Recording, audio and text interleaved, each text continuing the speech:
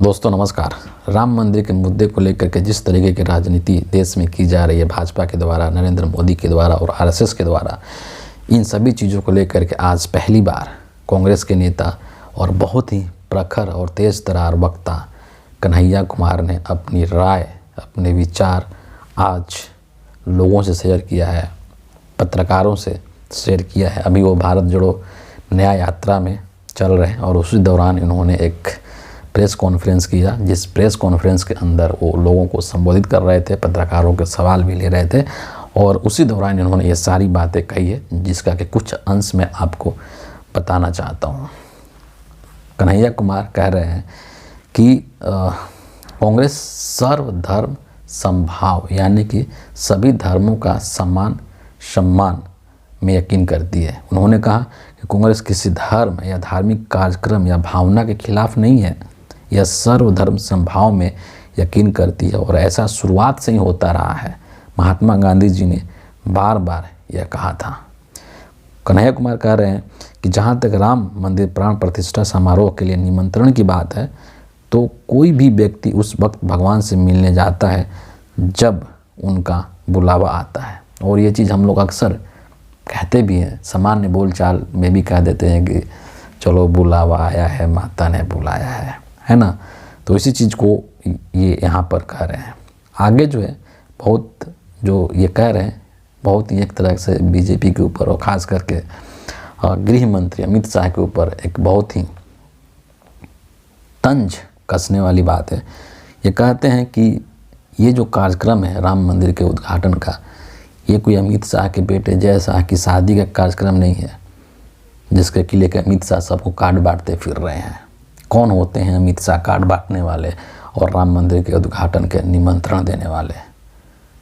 उनको ऐसा कोई अधिकार नहीं है। उसी चीज़ को इन्होंने कहा है कि क्या यह एक विवाह समारोह है कि निमंत्रण की ज़रूरत पड़ी? निमंत्रण देने वाले वे कौन होते हैं? भगवान जब लोगों को बुलाते हैं तो लोग जाते हैं। हम भक्त हैं, ईश्वर व्यक्तिगत आस्था का विषय है और यह दिखावा करने की चीज़ नहीं है।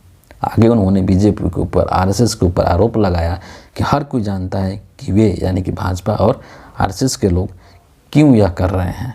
कोई भी आपको बता देगा कि चुनाव के चलते यह जल्दीबाजी में किया जा रहा है और ये चीज़ जो अब पब्लिक डोमेन में आ चुका है कि इस पूरे कार्यक्रम का, इस पूरे ये जो धार्मिक मामला है, इसका किस तरीके से राजनीतिक फ़ायदा लेने की कोशिश कर रहे हैं देश के प्रधानमंत्री नरेंद्र मोदी, क्योंकि 2024 का लोकसभा चुनाव सर पर है, तुरंत होने वाला है, चंद महीनों के बाद में। आगे जो कहते हैं कन्हैया कुमार कि कांग्रेस ने 22 जनवरी के राजनीतिक कार्यक्रम का निमंत्रण सम्मानपूर्वक अस्वीकार किया है। हम मंदिर जाएंगे, हाँ क्यों नहीं जाएंगे। आप देखेंगे कि इस यानी कि भारत जोड़ो न्याय यात्रा के दौरान, जो कि अभी वो यात्रा में साथ में चल रहे हैं, तो वो इसलिए वो कह रहे हैं कि आप देखेंगे कि इस यात्रा के दौरान ही हम कई मंदिरों में जाएंगे। हम मंदिर, गुरुद्वारे, चर्च, मस्जिद जाएंगे। कांग्रेस नास्तिक पार्टी नहीं है कि वह मंदिर या किसी धार्मिक अनुष्ठान का विरोध करेगी। यह सभी धर्मों और सभी धर्मों के लोगों की पार्टी है। तो इस तरीके से का पक्ष रखते हुए, अपने पार्टी का पक्ष रखते हुए और अपने विचार जो है वो लोगों से शेयर किया है। और एक और चीज़ है जिसकी चर्चा सामान्यतः नहीं हो रही इस मुद्दे को लेकर के कि भारत क्या है। कल इसीलिए मैंने अपने एक वीडियो में कहा था कि जो मायावती जी ने अपने पक्ष रखा है और जिस तरीके से उन्होंने धर्मनिरपेक्षता का बात कहा है कि भारत एक धर्मनिरपेक्ष राष्ट्र है और धर्मनिरपेक्ष राष्ट्र होने के नाते हमें सभी धर्मों को समान रूप से महत्व देना है। राष्ट्र जो होता है वो किसी धर्म को प्रोत्साहित नहीं करता है या राष्ट्र किसी धर्म को हतोत्साहित नहीं करता है, उसके लिए सभी धर्म समान है।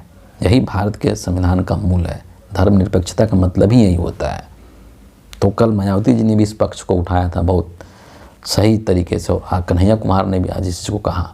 और नरेंद्र मोदी इस तरह का जो कार्यक्रम है वो करके कहीं ना कहीं भारतीय संविधान की धज्जियाँ उड़ा रहे हैं, क्योंकि हमारा संविधान इस चीज़ की इजाज़त नहीं देता। किसी धर्म को आप प्रमोट कर रहे हैं, उसको संरक्षण दे रहे हैं। ये दिखाता है कि नरेंद्र मोदी को संविधान में और संवैधानिक मूल्यों में विश्वास नहीं है और वो अपने राजनीतिक लाभ के लिए संविधान की धज्जियाँ उड़ा रहे हैं और न सिर्फ संविधान की धज्जियाँ उड़ा रहे हैं बल्कि हिंदू धर्म के परंपराओं का भी, हिंदू धर्म के शास्त्रों का भी और हिंदू धर्म के जो शास्त्र सम्मत विधि विधान है उनका भी मजाक उड़ा रहे हैं। किस लिए? सिर्फ और सिर्फ राजनीतिक लाभ लेने के लिए।